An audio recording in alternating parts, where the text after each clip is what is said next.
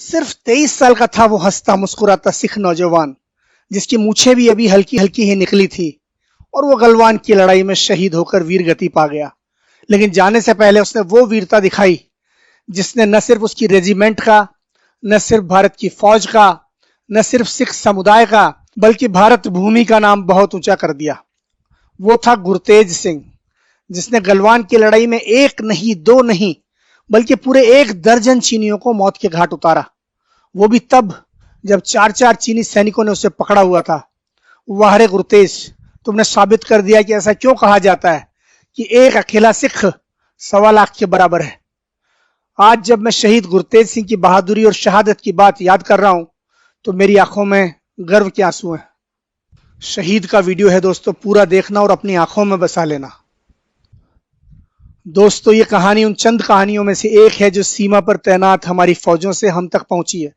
ये सरकारी जरियों से नहीं आई है, बल्कि खुद हमारे वीर जवानों ने इस बेमिसाल शहीद की कहानी एक पत्रकार सुबीर भौमिक तक पहुंचाई। हम उन्हीं के हवाले से ये कहानी बयान कर रहे हैं। गलवान में 15 जून की शाम की घटना तो आपको पता ही है कि किस तरह से हमारे 20 जवानों को चीनी फौज ने धोखे से शहीद कर दिया। कुछ सीधे हमले में शहीद हुए तो कुछ नदी में गिर जाने की वजह से, और उसके बाद हमारी फौज को तुरंत जवाबी हमला करना था। हालांकि उसके पास तैयारी करने या हथियारों की व्यवस्था करने के लिए ज्यादा वक्त नहीं था, लेकिन बिहार रेजिमेंट के साथ साथ 3rd पंजाब की घातक प्लाटून को भी देश की सेवा में बहादुरी दिखाने का मौका मिला।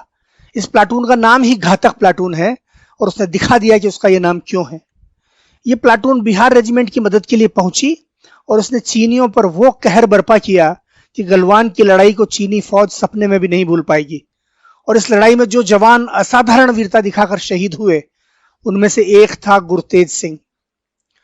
जो सिख जवान रेजिमेंट की मदद के लिए दौड़े उनमें 3rd पंजाब घातक रेजिमेंट के साथ साथ मीडियम आर्टिलरी के सिख गनर भी थे।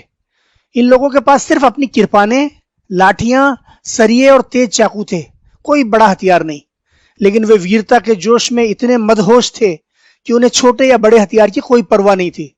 सब के सब बोले सो निहाल, सत श्री अकाल का नारा लगाते हुए चीनियों पर टूट पड़े। एक तरफ उनकी दहाड़ और दूसरी तरफ उनकी वीरता देखते ही बनती थी। गुरतेज के साथी जवान बताते हैं कि 4 चीनी सैनिकों ने गुरतेज पर हमला किया।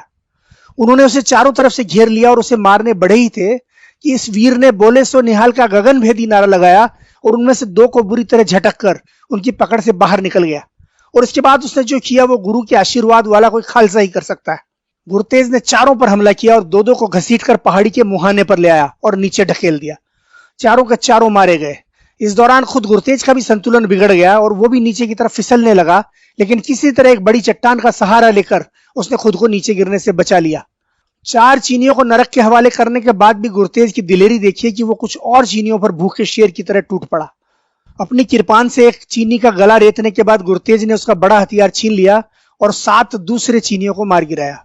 इसी दौरान एक चीनी ने उसकी पीठ में तलवार घोंप दी। भारत मां के उस महान सपूत की वीरता को प्रणाम कीजिए कि वो पीछे की तरफ मुड़ा और अपने हमलावर को भी किरपान से मार गिराया।